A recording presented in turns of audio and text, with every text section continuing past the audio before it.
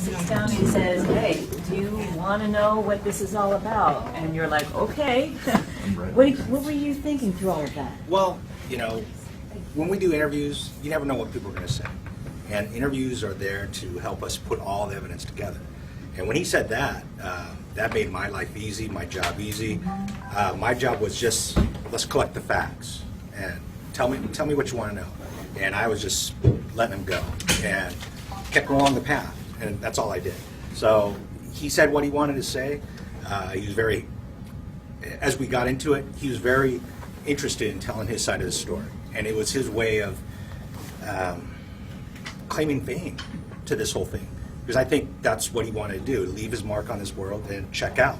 And that didn't happen. So, as he said, I got caught, so I'm going to tell you my story. And my job as a homicide detective is go ahead, and that's what I did.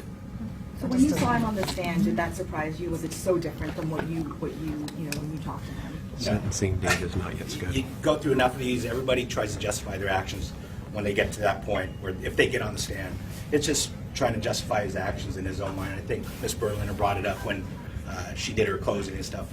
It gets to a point where now you have to come to grips with reality that, I got to justify my actions. And that's what he did. So that doesn't surprise me. Did it weigh pretty heavily on you, as they talk about? It's not a death He's penalty mentally case. ill, but was he insane at the time? Was that when you were interviewing him? I've been on this job 28 years, and I've talked to people that scare me and that say things that you think there's definitely something wrong with this person. Was something, does Aaron Yubera have mental illness? Yes. Was he crazy where he didn't know what he was doing?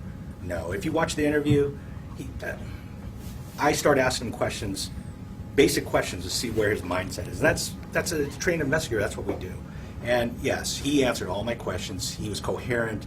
He was there. He wasn't looking around the room. He looked me in the eye when he could. And so I thought, no, he's totally fine. He was lashing out. He was angry, as Ms. Berliner said. He was just angry at the world, and this was his way of expressing it. Can you speak to the rarity of someone just willing to pour their heart out to you like that? Sorry. I don't know if he poured his heart out to me. He poured his story out to me.